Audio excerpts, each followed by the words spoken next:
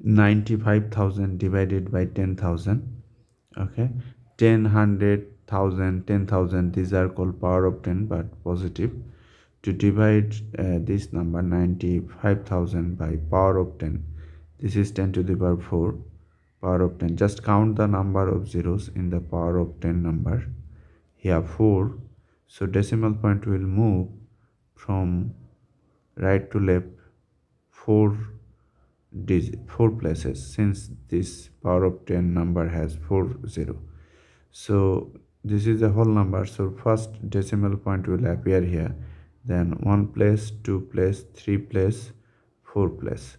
So we are getting 9.5, then we have here 30.